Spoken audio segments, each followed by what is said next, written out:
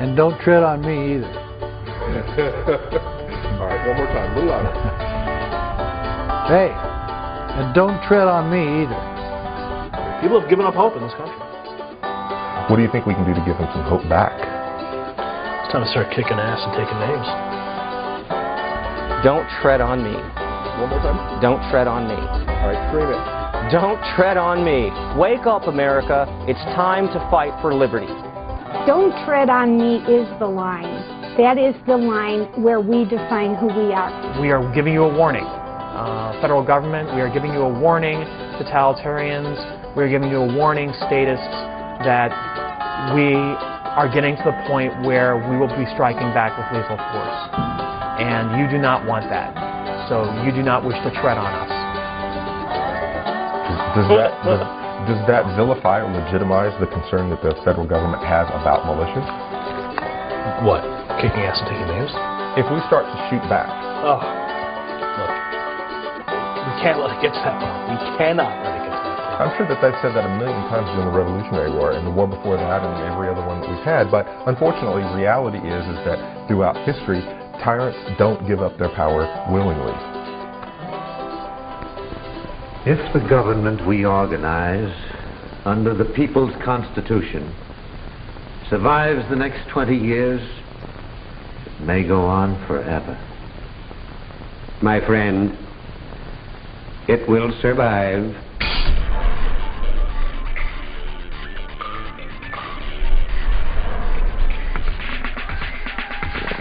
What are our obligations of citizenship? Number one, to understand the American way of life and what makes it tick. For instance, we should understand that our form of government is a republic, not a pure democracy. A pure democracy establishes majority rule with a minority overrun. Yes, it does. On the other hand, our republic is based on a constitution which protects minority rights. And it's important, too, that in our republic, authority is surrounded by an ingenious system of checks and balances that prevents autocratic or dictatorial rule. That is, if we maintain the Constitution as our basic law. You've just come from the Constitutional Convention. What have we got? A republic or a monarchy? A republic? Yes. You can keep it so. You have been warned. All men are created equal. They are endowed by their Creator with certain inalienable rights. Among these are life, liberty, and the pursuit of happiness. When President George W. Bush was confronted over the fact that he was violating the Fourth Amendment with his warrantless wiretapping of the American people under the Patriot Act, he famously said that, well, the Constitution is just a GD piece of paper. And it is just a piece of paper unless we animate the Bill of Rights and Constitution and Declaration of Independence. If we don't exercise these rights, like muscles, they atrophy, they rot, they fall away. It is we, the people, that empower the Bill of Rights and Constitution. For a long time, people forgot the Bill of Rights and Constitution, and it was dying on the vine. But now we see that new life is being breathed into it, and that a revolution of freedom is burning in the minds of men and women everywhere. This is very exciting.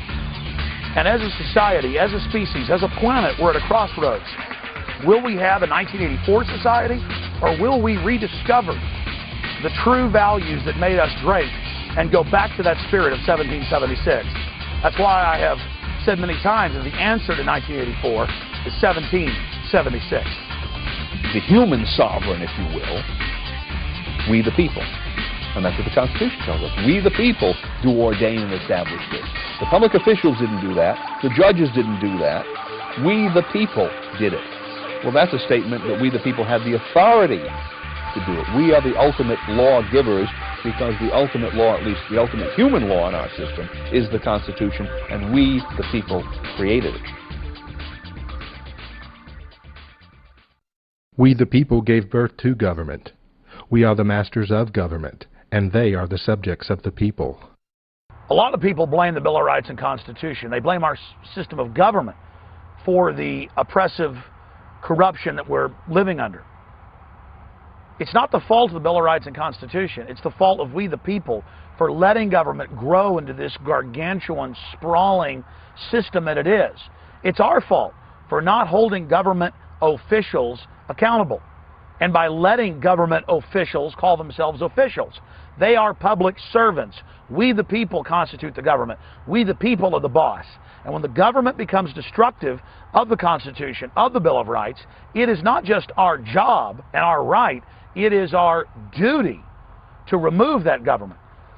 And most of these problematic pieces of legislation and laws that get enacted are done without the people's knowledge. Some of it's even done without legislators' knowledge.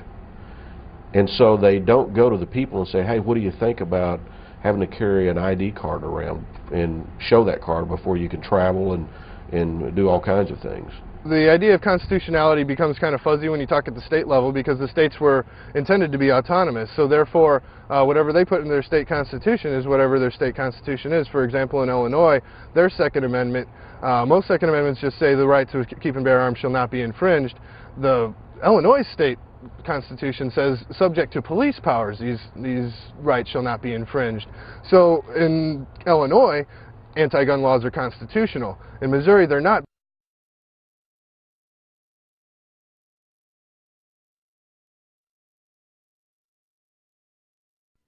The bill, House Bill number 246, is an act exempting from federal regulation under the Commerce Clause of the Constitution of the United States a firearm accessory, or ammunition manufactured and retained in Montana, and providing an applicability date.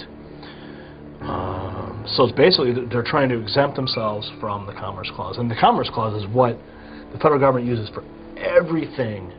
If a state gets out of line, yeah, this is what they use to pull them back in. Anything. In Missouri, it just says if the firearms and ammunition are made here, what's made here and stays here is not subject to the national government's Commerce Clause. They've used this Commerce Clause to interfere with everything they choose. And it's time for us to say, no, if we make it here, it has to be stamped on the gun, made in Missouri. We're very proud of that, and that says, get your hands off. Tonight, states are stepping up to protect their residents' Second Amendment rights from what they see as the long arm of Washington. Under a new state law starting next month, any gun made in Montana, sold to a Montana resident, and remaining in that state will be exempt from federal control. Congress does have the power to regulate interstate commerce, but I think that was the specific intent. That is to say, the Congress has the power to regulate the way trade occurs between the states, and also to regulate the way trade occurs outside of states in commerce with other nations. But this Interstate Commerce Clause has been interpreted so broadly as to literally affect every aspect and phase of American life. That is the loophole that has been used to so dramatically broaden the application of federal power far beyond the intent of the framers of the Constitution. But when the federal government comes in and says, we want to be your daddy, we want to tell you how to live your life, that's where we draw the line and say, whoa, not in Montana. And the feeling among many there is that the thing to fear the most is not a person with a gun, but a government that would take that gun away. Well, the meaning of the Second Amendment is found in its actual words: a well-regulated militia being necessary to the security of a free state, the right of the people to keep and bear arms to not be infringed. Now, you notice that structure. If we ask what's the most important point in the Second Amendment, well, it's the object, and the object is the security of a free state. Right? And the first thing that the amendment tells us is that something called a well-regulated militia is necessary to that purpose. And the second thing it tells us is that something called the right of the people to keep and bear arms shall not be infringed. Why? Because it's connected in some way to a well-regulated militia, which is connected directly, as the amendment tells us, to the security of a free state.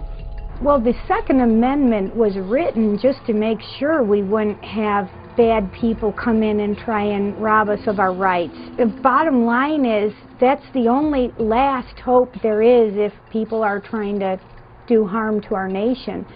Well, the whole reason we have the Second Amendment in there, a lot of people understand this, but a lot of people either never do or have forgotten, is to protect ourselves against an out-of-control government, a tyrannical government, a government that's violating the rights of the citizens and violating the law. And we have that today. We have a federal government that violates the the law. What we're doing on the state level is playing a game of rock, paper, scissors with the national government. And if you've ever played that, you know that one can crush the other. We're trying to say we have the right, under not only the 10th Amendment, but also the 9th Amendment, to shoo them away and define this is within the realm of the state, not national government. Now they're going to whip out this Commerce Clause in Article 6 of the Constitution and say we have a right to regulate anything we feel like because it now does cross state lines. And we're ready to push back. We're going to push back. And the whole, not only the whole country, but the whole world is going to get a colossal civics lesson.